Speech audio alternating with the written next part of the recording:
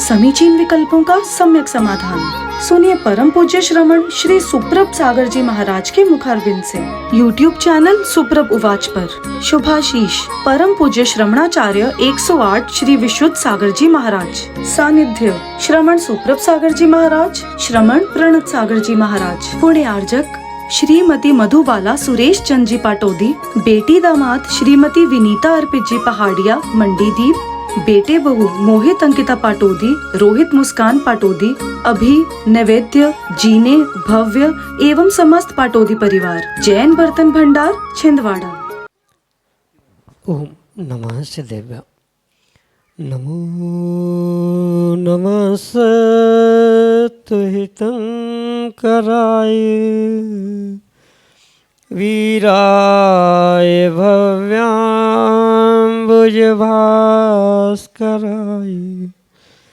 अनन्तलोकाय सुरार्चिताय देवादिदेवाय नमो जिनाय देवादिदेवाय नमो जिनाय। पंच परमिष्टि भगवान की परम पूज्य आचार्य भगवंत गुरुवर विशुद्ध सागर जी मुनि महाराज जी की, परम पूज्य मुनि श्री सुप्रभ सागर जी महाराज जी की, परम पूज्य मुनि प्रणत सागर जी महाराज की, समस्त मुनि संघ की, समस्त विकल्पों का सम्यक समाधान, सम्यक ज्ञान की वह अलौकिक विधा जो हमारे जीवन को सम्यक ज्ञान रूपी ज्योति से ज्योतित करके हमारे अंतरंग के अज्ञान रूपी अंधकार को दूर कराने वाली है। क्योंकि सम्यक ज्ञान ही आत्मकल्याण के लिए कार्यकारी उपाय है। और ऐसे आत्मकल्याण की अनूठी विधा हमें परम पूज्य आचार्य भगवंत गुरुवर विशुद्ध सागर जी महाराज के मंगल सभा से उन्हीं के सहयोग से परम पूज्य मुनि श्री सुप्रभ सागर जी महाराज द्वारा प्रतिदिन प्रदान की जाती है। तो आप भी जुड़ने का प्रयास करें और अपना समीचीन विकल्प भेजते हुए परम पूज्य मुनि श्री से सम्यक समाधान प्राप्त करें। प्रारंभ करते हैं आज का सम्यक समाधान। और आज के पहले विकल्प के लिए आष्टा मध्य प्रदेश से डॉक्टर मगन जैन, श्रीमती चंदा जैन महाराज के चरणों में बारंबार नमोस्तु निवेदित करते हुए अपना समीचीन प्रश्न रख रहे हैं कि गुरुदेव वैभाविक गुण किसे कहते हैं, सिद्धांत की अपेक्षा इसका स्वरूप बताने की कृपा करें। नमोस्तु महाराज जी, नमोस्तु। ओम नमः सिद्धम। परम पूज्य आचार्य भगवान गुरुवर विशुद्ध सागर जी महाराज जी की, परम पूज्य मुनि श्री सुप्रभ सागर जी महाराज जी की।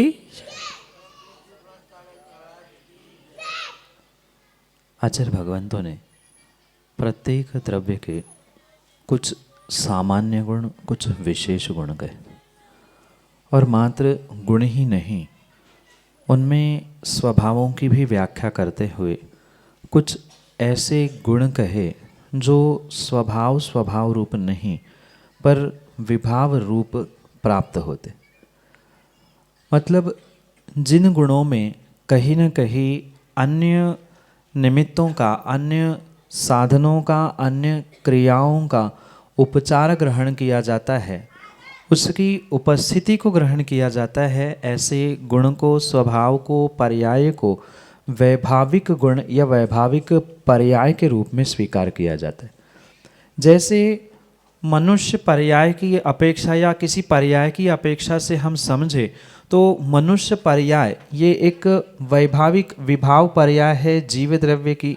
उसकी स्वभाव रूप पर्याय तो सिद्ध अवस्था है, शुद्ध अवस्था है। जो भी अशुद्ध अवस्था प्राप्त होती है वह विभाव पर्याय के रूप में स्वीकार की जाती है। और इसी प्रकार से गुणों को भी समझने की आवश्यकता है। अगर हम ज्ञान गुण की बात करें तो ज्ञान गुण जो किसी कर्म, किसी क्षयोक्षम आदि की अपेक्षा नहीं रखता है, ऐसे उस ज्ञान गुण की अपेक्षा से अगर हम स्वभाव विभाव रूप उसे विभाजित करें तो केवल ज्ञान को स्पष्ट रूप से स्वभाव गुण या स्वाभाविक गुण कहा जा सकता है। और उस स्वाभाविक गुण में ही जब कर्मों के क्षयोक्षम की उपशम आदि की व्यवस्था समझ में आती है तो मति, श्रुत, अवधि, मनपर्य ये उन ज्ञान गुण के विशेष वैभाविक गुण के रूप में, वैभाविक पर्याय के रूप में स्वीकार किए जा सकते। कहने का तात्पर्य इतना है, जो स्वभाव रूप नहीं है, अन्य किसी निमित्तों की अपेक्षा से प्राप्त होता है, ग्रहण किया जाता है, समझा जाता है, उसे वैभाविक गुण के रूप में स्वीकार किया जाता है। अगर अन्य पुद्गल द्रव्य की अपेक्षा से हम समझे तो पानी का मुख्य गुण शीतलता है, पर जैसे ही अग्नि के संपर्क में वह पहुंचता है वह उष्णता को प्राप्त होता है। तो पानी की उष्णता, ये उस पानी की वैभाविक गुण की परिणति स्वीकार की जाती है। और बिल्कुल इसी प्रकार से जो शुद्ध ज्ञान दर्शन रूप जीव का स्वभाव है, ये ज्ञान के गुण के रूप में स्वीकार किया जाता है। अगर वही कहीं निमित्त प्राप्त होने पर क्रोध, मान, माया, लोभ रूप परिणमन होना, विषय कषाय रूप उनका परिणमन होना, ये पूर्ण रूप से उस जीव द्रव्य की वैभाविक गुण अवस्था या वैभाविक गुण रूप उसे स्वीकार किया जा सकता है। रही बात सिद्धांत की अपेक्षा से, तो सिद्धांत का अर्थ सभी विषयों में लगाकर या उसे सैद्धांतिक नहीं बनाया जाता। ज्ञान और उसके स्वभाव विभाव परिणमन ही अपने आप में सिद्धांत के रूप में ही स्वीकार किए जाते हैं। इसलिए उसका कोई अलग से परिवेश उस वैभाविक गुण का सैद्धांतिक रूप से नहीं है। यही सिद्धांत है जो विभाव रूप से, यानी अन्य निमित्तों के, अन्य कारणों के अपेक्षा से जो समझ में आता है, प्राप्त होता है, उद्घाटित होता है, उसे वैभाविक गुण कहा जाता है। यही सिद्धांतिक अपेक्षा से वैभाविक गुण का स्वरूप जीव द्रव्य की अपेक्षा से, जो कि ज्ञान और विषय कषाय के परिणमन के रूप से स्वीकार किया जाता है। आपके लिए सम्यक समाधान से अवनी सराफ खिमलासा मध्य प्रदेश से महाराज जी के चरणों में नमोस्तु करते हुए कह रहे हैं कि महाराज जी, जब भी मैं कोई नया काम करती हूँ तो उसमें रुकावट क्यों आती है? हमारे समीचीन विकल्प का सम्यक समाधान प्रदान करते हुए हमारा मार्गदर्शन करने की कृपा करें। नमोस्तु महाराज जी, नमोस्तु। जब भी कोई व्यक्ति नया कार्य प्रारंभ करता है और ऐसे नए कार्य में रुकावट आने का मतलब ये है कि आपने उस कार्य को सही ढंग से, सही मायने से न समझा है, न उसे प्रारंभ किया।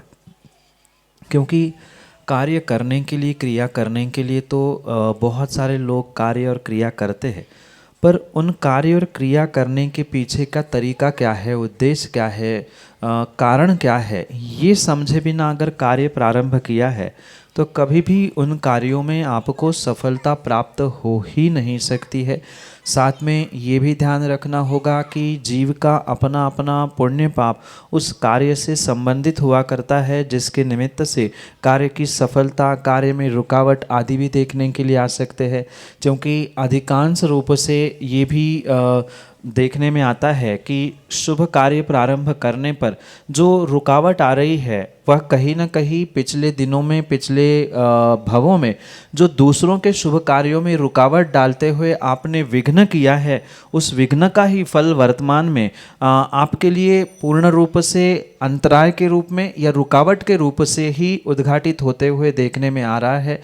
इसलिए ध्यान रखें, जो भी व्यक्ति किसी प्रकार से कृतकारिता अनुमोदना से कोई उत्कृष्ट कार्य, जहाँ चाहे सामाजिक हो, व्यक्तिगत हो, ऐसे धार्मिक कार्यों में रुकावट उत्पन्न करता है, वह नियम से अंतराय कर्म का बंध करता है। और अंतराय कर्म के बंध के कारण से ही जीवन में प्रत्येक क्रियाओं में कहीं ना कहीं उनके लिए रुकावट बनी ही रहती है। वो कितना ही तरीके से और कितना ही पुरुषार्थ करके काम करने का प्रयास क्यों ना करे, पर ये पुनः पुनः ध्यान रखे, जो दूसरों के कार्यों में विघ्न करता है, रुकावट करता है, अच्छे कार्य होने में कहीं ना कहीं अपनी टांग अड़ाता है, ये पक्का है कि उनके जीवन में हर कार्यों में रुकावट बनी ही रहेगी। वे कभी निर्विघ्न रूप से अपने कार्यों को सफलता की ओर ले ही नहीं जा सकते। यही आपके लिए सम्यक समाधान।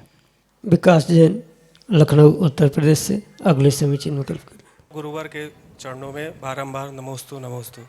गुरुवर, मेरा ये प्रश्न है कि शांति धारा होने के बाद क्या उस तीर्थंकर भगवान की मूर्ति पर पुनः अभिषेक किया जा सकता है कि नहीं? यही मेरा विकल्प। एक बात ध्यान रखना, शांति धारा अभिषेक करने का मुख्य उद्देश्य भावों की विशुद्धि है, ना कि मात्र भगवान की प्रतिमा पर पानी डालना है। अगर इन्हीं बातों को लेकर समाज में विकल्प या परस्पर में किन्हीं प्रकार से खींचातानी हो रही है तो ना शांति धारा करने कार्यकारी है ना अभिषेक करना कार्यकारी। और बहुत बड़ी बात तो मैं यही पूछना चाहता हूँ, क्या शांति धारा के उपरांत आपने भगवान की प्रतिमा पे अभिषेक किया तो क्या वे वीतरागी भगवान नाराज होकर पांडुक शिला से उठकर वेदी पर जाके बैठ जाएंगे? क्या वे हाथ उठाकर आपको शाप देंगे कि शांति धारा हो चुकी है, अब तुम क्यों अभिषेक कर रहे हो? ये एक श्रावक का विवेक है, स्थिति परिस्थिति को समझते हुए कार्य करने की आवश्यकता है। माना कि किन्हीं प्रकार से शांति धारा के बाद कोई श्रावक पहुंच रहा है, कोई प्रतिकूलता मौसम स्वास्थ्य आदि के कारण हुई और उसके उपरांत पहुंचा और उसका नियम है कि अभिषेक किए बिना मैं भोजन ग्रहण नहीं करूँगा, तो क्या उस व्यक्ति को उस दिन उपवास करने की आज्ञा देनी चाहिए कि उसका जो आवश्यक है पूजा का उसमें से उसकी कटौती करनी चाहिए? ये ध्यान रखना, अभिषेक पूजन पाठ शांति धारा ये सभी क्रिया भावों की विशुद्धि के लिए है। क्रिया में आगे पीछे हो जाए, हाँ जानकर हम किसी को उपद्रव करने के लिए कहीं की व्यवस्था बिगाड़ने का प्रयास कर रहे हैं तो बिल्कुल आपको पाप लगेगा, दोष लगेगा।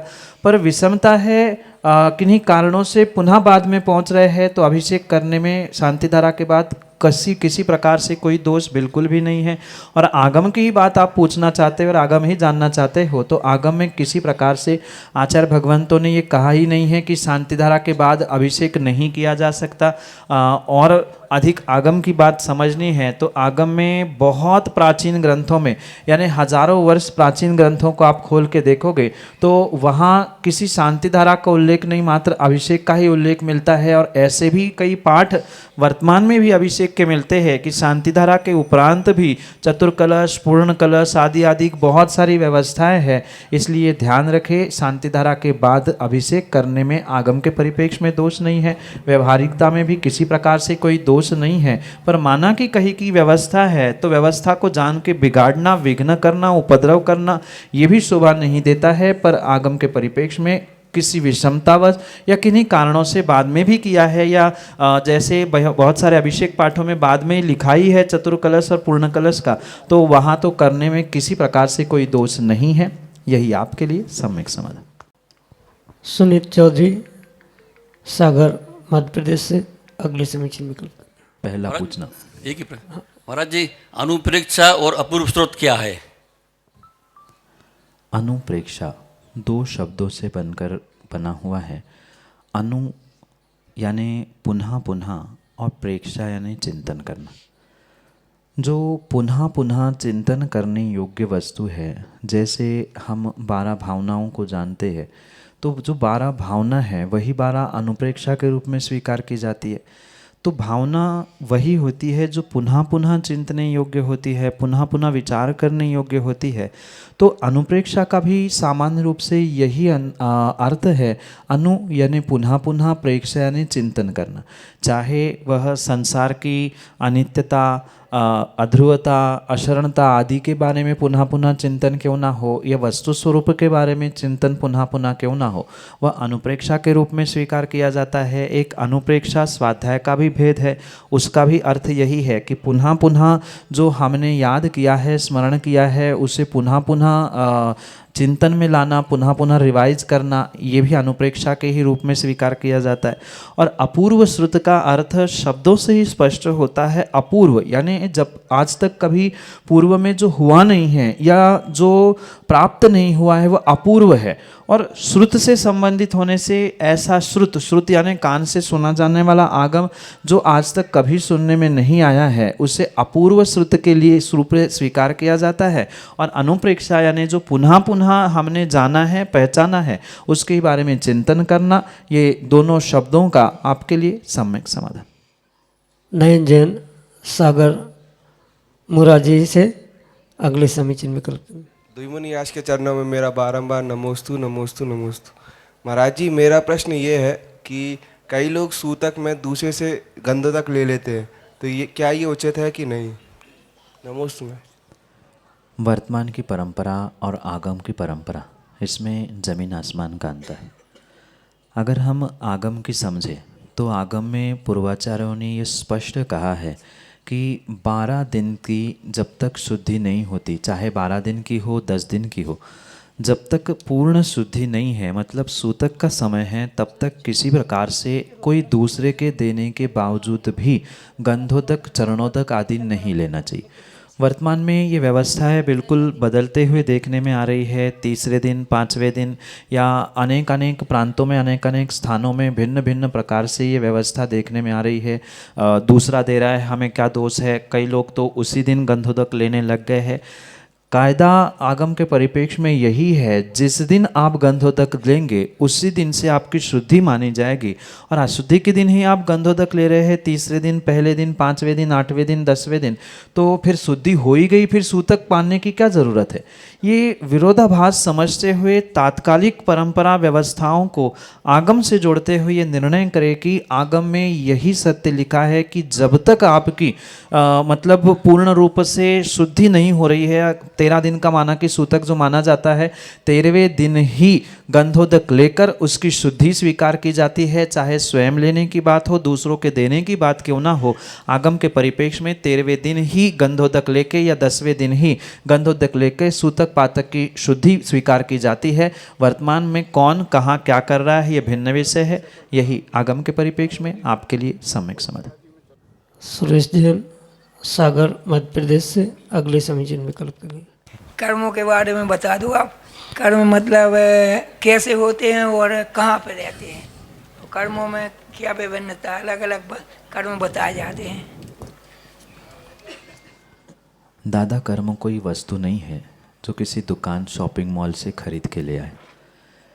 ये एक शब्द कह दे या व्यवस्था कह दे जो आत्मा में कार्मान वर्गणाएं चिपकने के बाद एक व्यवस्था बनती है, उसे कर्म के रूप में स्वीकार किया जाता है।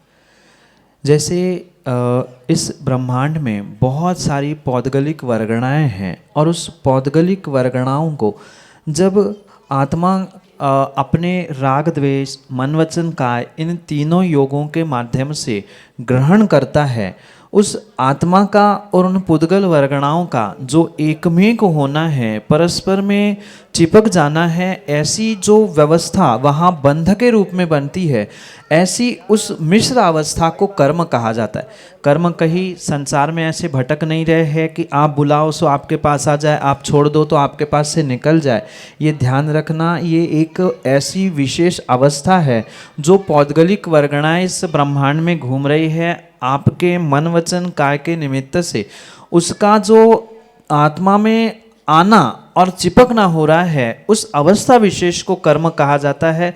इसलिए इसे बहुत अच्छे से कर्म सिद्धांत की अपेक्षा से समझा जा सकता है, क्योंकि अल्प समय में उसे समझना संभव ही नहीं है। पर ये स्पष्ट समझे, कर्म नाम की कोई वस्तु, कोई व्यक्ति, कोई पदार्थ, कोई द्रव्य नहीं है, अपितु जो पौद्गलिक वर्गणाएं इस संसार में है, उनमें से कुछ वर्गणाओं को जब आत्मा ग्रहण करता है, उस विभाव अवस्था को, मतलब आत्मा और पौद्गलिक जो वर्गणाएं हैं उनकी जो मिश्र अवस्था, विभाव अवस्था प्राप्त होती है, उसे कर्म कहा जाता है। जो कि सामान्य रूप से स्थूल रूप से 8 प्रकार के, पुनः 148 प्रकार के और अनेक प्रकार से उसे समझा जा सकता है। उसके प्रकृति बंध, प्रदेश बंध, स्थिति अनुभाग बंध आदि की भी अपेक्षा से बहुत सारा व्याख्यान है। क्योंकि समय अल्प है, इसलिए संक्षेप से कर्म एक विभाव अवस्था, आत्मा के परिणामों के मन, वचन, काय के निमित्त से पौद्गलिक वर्गणा के मिश्रण से बनने वाली है। यही आपके लिए सम्यक समाधान। मनोरमा कॉलोनी, सागर, मध्य प्रदेश से श्रीमती कल्पना जैन, अगले समीचीन विकल्प। गुरुवर के चरणों में कोटिशा नमन। सम्यक्ति समता के आलय तुम ही हो, माँ भारती के हिमालय तुम ही हो। पथ तुमसे पावन, उपकार जीवन, हम अश्रु जल से चरणा पखारे। श्री विश्व सागर जी गुरुवर हमारे, संसार सिंधु के तुम हो किनारे। नमोस्तु नमोस्तु भगवान। गुरुवर, हमारी जिज्ञासा ये है कि हम सब मनोरमा कॉलोनी वासी का ऐसा कौन सा अंतराय कर्म का उदय आ गया कि आप सागर होते हुए भी हम लोगों का आपका ऐसा आशीर्वाद नहीं मिला कि आपके चरणों की रज धूली हम लोगों को मिल सके, हमारी कॉलोनी में आपके चरण पड़ सकें। नमोस्तु गुरुवर, कृपया जिज्ञासा का समाधान कीजिए। माँ, गुरु की चरण रज प्राप्त करने के लिए गुरु को कॉलोनी में ले जाने के लिए नहीं, अपितु कॉलोनी वालों को गुरु के पास पहुंचने की ज़्यादा आवश्यकता है। और रही बात अंतराय कर्म की, तो हर कार्य अंतराय कर्म के कारण से नहीं, अपितु कुछ विशेष पुण्य के नियोग से भी प्राप्त हुआ करते। इसलिए ये खेद करने की आवश्यकता नहीं है कि हमें नहीं मिला नहीं मिला नहीं मिला और खेद करते ही रहेंगे तो शायद भविष्य में भी जो मिलने वाला पुण्य है वह क्षीण हो सकता है। इसलिए ये भावना हमेशा भाती रहे कि ठीक है कि वर्तमान में किन्हीं कारणों से हो सकता है मात्र अंतराय कर्म के ही कारण से नहीं, अपितु कुछ अन्य भी साधु गुरु की विषमता, मौसम आदि की प्रतिकूलता के कारण वहाँ नगर में कॉलोनी में साधु गुरु नहीं पहुँच पा रहे। ये सभी ध्यान रखते हुए ही हमें अपनी सोच को बहुत अच्छे से बनाने की आवश्यकता है। और मैं तो कहता हूँ आज तो फिर भी नगरवासियों का पुण्योदय है कि साधु नगर में आपको सर्वत्र कहीं न कहीं से प्राप्त होते हैं।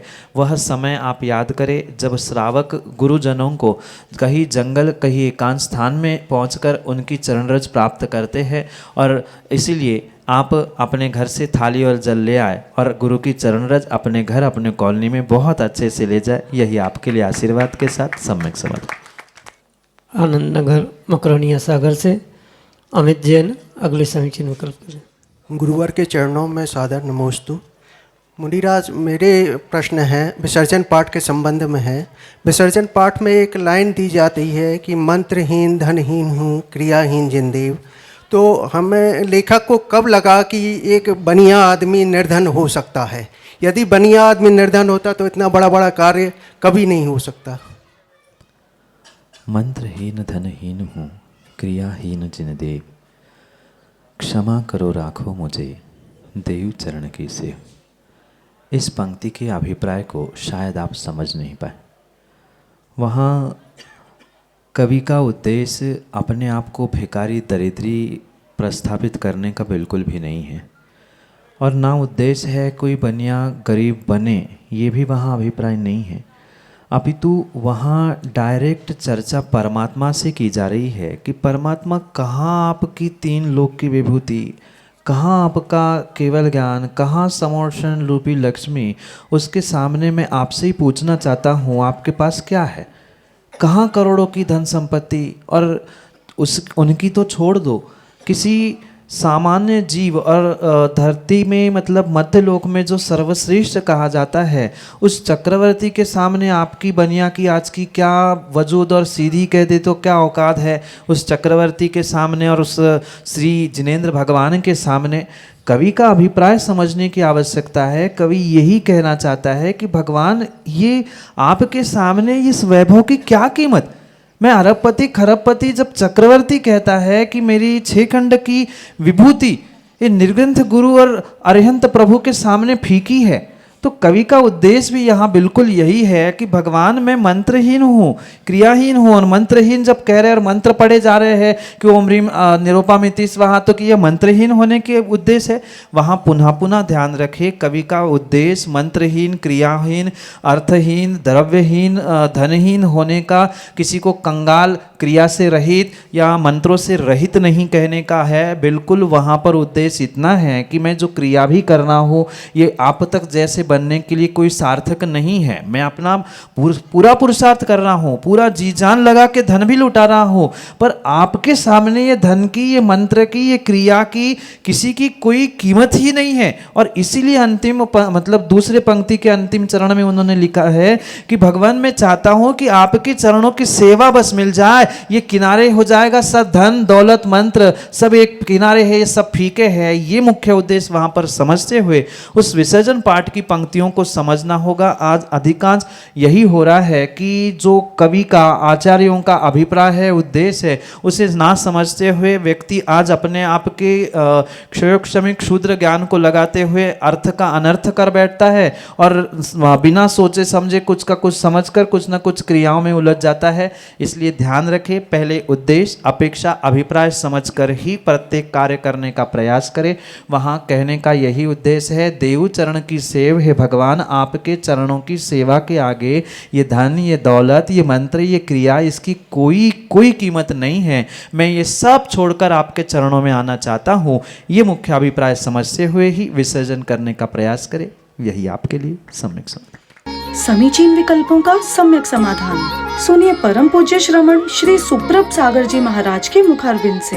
YouTube चैनल सुप्रभ उवाच पर शुभाशीष परम पूज्य श्रमणाचार्य 108 श्री विशुद्ध सागर जी महाराज। सानिध्य श्रमण सुप्रभ सागर जी महाराज, श्रमण प्रणत सागर जी महाराज। पुण्य आर्जक श्रीमती मधुबाला सुरेश चंद जी पाटोदी, बेटी दामाद श्रीमती विनीता अर्पित जी पहाड़िया मंडीदीप, बेटे बहू मोहित अंकिता पाटोदी, रोहित मुस्कान पाटोदी, अभी नैवेद्य जीने भव्य एवं समस्त पाटोदी परिवार। जैन बर्तन भंडार छिंदवाड़ा।